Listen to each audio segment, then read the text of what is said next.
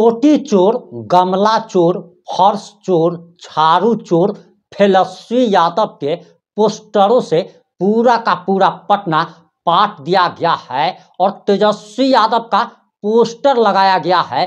पूरे पटना में पोस्टर लगाया गया है और उसमें लिखा गया है टोटी चोर तेजस्वी यादव। वहीं बीजेपी शासित राज्य का एक डिप्टी सीएम दिल्ली के एक होटल में रशियन लड़की के साथ पकड़ा जाता है, लेकिन गोदी मीडिया इस खबर को नहीं दिखा रहा है। वहीं आरजेडी भड़की हुई है। आपको बताते चले कि दरअसल एसी बोगी में यानी कि ट्रेन के एसी डब्बे में आखिर कौन लोग सफर करते हैं, तो वो लोग सफर करते हैं जिनके लिए 500, 1000, 2000, 5000 रुपया किसी प्रकार का कोई मायने नहीं रखता, लेकिन इसके बावजूद भी एसी बोगी से तौलिया चोरी हो जाता है। 20 रुपया का, 100 रुपये का चादर चोरी हो जाता है और 50 रुपये का तकिया का कवर चोरी हो जाता है। और सवाल किया जा रहा कि तेजस्वी यादव अरबपति आदमी हैं, तो आखिर वो गमला चोरी कैसे कर सकते हैं? फर्श चोरी करने की उन्हें जरूरत क्या पड़ी? झाड़ू चोरी करने की जरूरत क्या पड़ी? तो इसका एक सीधा साधा जवाब है कि ट्रेन के एसी डब्बे में 1000, 2000, 5000 रुपया जिनके लिए कोई मायने नहीं रखता, वो लोग यात्रा करते हैं। क्योंकि आप एक चीज जान लीजिए कि रिजर्वेशन का जो टिकट का कीमत होता है उससे 2000, 4000, 5-5000 रुपया एसी बोगी के ट्रेन के टिकट का कीमत होता है। और एसी बोगी में वो लोग सफर करते हैं जिनके लिए 1000, 2000, 5000 रुपया कहीं अगर गिर भी जाए तो उनको कोई फर्क नहीं पड़ता, लेकिन इसके बावजूद भी अक्सर ट्रेन की एसी बोगियों से 20 रुपये का तौलिया, 50 रुपये का तकिया का कवर और 100 रुपये का कंबल और चादर चोरी हो जाता है। और सबसे बड़ी बात कि आखिर बीजेपी शासित प्रदेश का उप मुख्यमंत्री रशियन के साथ जो पकड़ा गया, इसके लिए क्यों बवाल मचा हुआ है और पूरा पटना टोटी चोर तेजस्वी यादव के पोस्टर से क्यों पड़ा हुआ है, ये तमाम बातें इस 5 से 7 मिनट की रिपोर्ट में हम आपको बताने जा रहे हैं।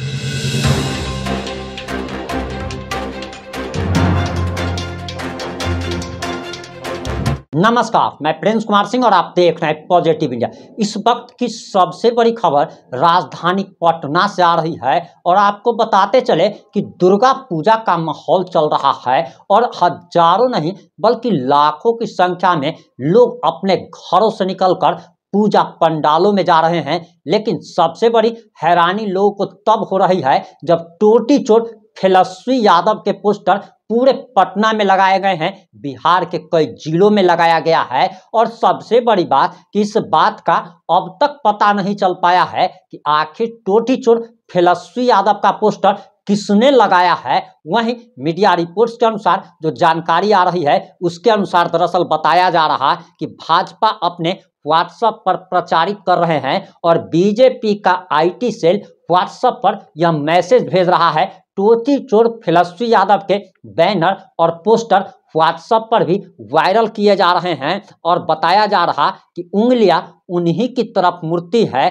इस पोस्टर में नेता प्रतिपक्ष तेजस्वी यादव को टोटी चोर की उपाधि देकर भ्रष्टाचार के लपेटे में लेने की चाल तो बीजेपी ने खैर चल ही दी है। वहीं बताया जा रहा कि पटना के इनकम टैक्स चौराहा जो कि सबसे भीड़ भाड़ वाला इलाका बताया जाता है, वहां पर लगे एक पोस्टर में तेजस्वी यादव के हाथ में टोटी थमाया गया है और नीचे कैप्शन में लिखा गया है टोटी चोर तेजस्वी यादव। इसी इनकम टैक्स पर दूसरा पोस्टर लगा हुआ है जिसमें लालू यादव के आगे चारा चोर लिखा गया है और वाक्य यह है कि महागठबंधन के सरकार गिरने के बाद भी तेजस्वी यादव, जबकि 8 महीने इस बात को हो चुके हैं, लेकिन तेजस्वी यादव ने सरकारी बंगला खाली नहीं किया था और जब पीडब्ल्यूडी विभाग भवन निर्माण विभाग उनसे बंगला खाली करवाता है, तब यह बात सामने आती है कि तेजस्वी यादव तो उस समय दुबई में रहते हैं,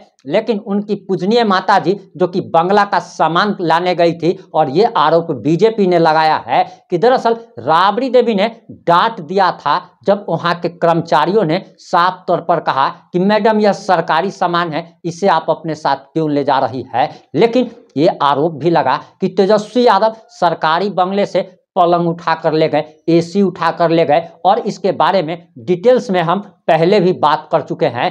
और इसी बारे में अब पोस्टर पटना के जगह जगह पर लगाया गया है। वहीं तेजस्वी यादव ने तो साफ तौर पर धमकी दे दी थी, पत्रकारों को भी धमकी दे दी थी। आखिर तेजस्वी यादव की अगर ताकत है तो वो जिन बीजेपी नेताओं ने, जिन जनता दल यूनाइटेड के नेताओं ने सामने आकर पत्रकारों के सामने बयानबाजी की, वीडियो दिखाए थे और कहा था कि आप लोग देख लीजिए कि तेजस्वी यादव ने बंगले में चोरी किया है, तो सबसे बड़ी बात यह है कि अगर आपका कौवा अगर कोई कहे कि कान ले गया है, तो सबसे पहले आप अपना कान देखेंगे कि कौवा के पीछे भागेंगे। लेकिन यहाँ तो तेजस्वी यादव अपना कान नहीं देख रहे हैं और कौवा के पीछे भाग रहे हैं। जिसने आरोप लगाया था उस पर वह कोई कार्रवाई नहीं कर रहे हैं, बल्कि उन्होंने तो पत्रकारों को धमकी दे दी। और पत्रकारों को, न्यूज मीडिया चैनल को अगर आप धमकी देते हैं और उससे आप अगर ये आशा करते हैं को आपके साथ अच्छा करेगा, तो आखिर ये कैसे हो सकता है।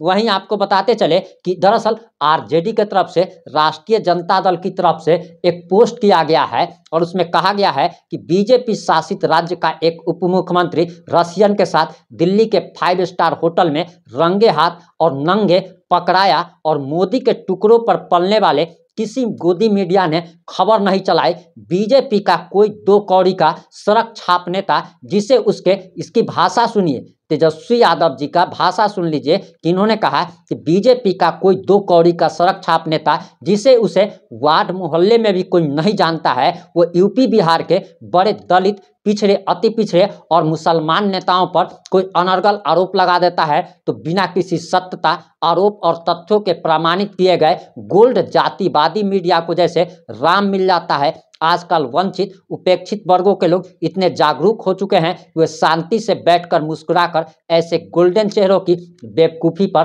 तालियां पीटते हैं। और तेजस्वी यादव ने कहा कि मोदी के टुकड़ों पर पलने वाले गोदी मीडिया, तो तेजस्वी यादव जी, आपके पास पैसों की तो कोई कमी नहीं है। आपके पिताजी पर चारा चोरी का काफ़ी सारा आरोप लगा, कई सारे लैंड फॉर जॉब स्कैम मामला आरोप लगा, और इतना ही नहीं बल्कि बिहार के सबसे बड़ा जमींदार आपका परिवार है। आपके पास पैसा की कोई कमी नहीं, तो आखिर अगर मीडिया अगर बिकती है और अगर यह सच है, तो आप मीडिया को क्यों नहीं खरीद लेते।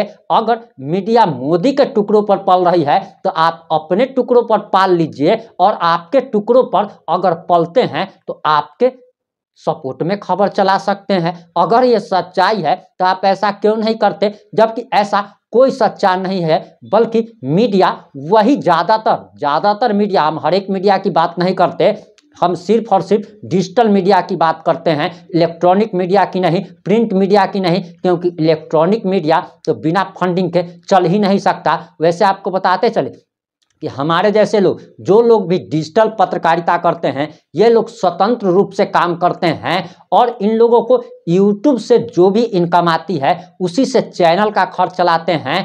जबकि अगर कोई स्वतंत्र पत्रकारिता में सपोर्ट अगर करता है, तो वह फोन पे, गूगल पे के माध्यम से डिजिटल पत्रकारों को सपोर्ट करता है, जिसे सपोर्ट फ्री जर्नलिज्म कहा जाता है। यानी कि स्वतंत्र पत्रकारिता में लोगों का सहयोग मिलता है, लेकिन इलेक्ट्रॉनिक मीडिया, जिसके महीनों का खर्च करोड़ों रुपया होता है, ये लोग फंड लेते हैं, और फंड कैसे कैसे आता है इसके बारे में हम पहले भी चर्चा कर चुके हैं। आपको बताते चले कि तेजस्वी यादव का आरोप है कि बीजेपी शासित राज्य का एक डिप्टी सीएम जब रसियन के साथ होटल में पकड़ा गया, किसी मीडिया ने कोई खबर नहीं चलाई, तो आपके पास भी पैसा का कोई कमी नहीं है, आप भी इस खबर को ढक दे सकते हैं, और आपके पास पैसे की कोई कमी नहीं। लेकिन आप क्या करते हैं कि आप तो पत्रकारों को खुलेआम धमकी दे देते हैं, आप पत्रकारों पर ही केस करने की बात करते हैं। तो आप जरा सोचिए कि किसी को आप जेल भेजने की बात कीजिएगा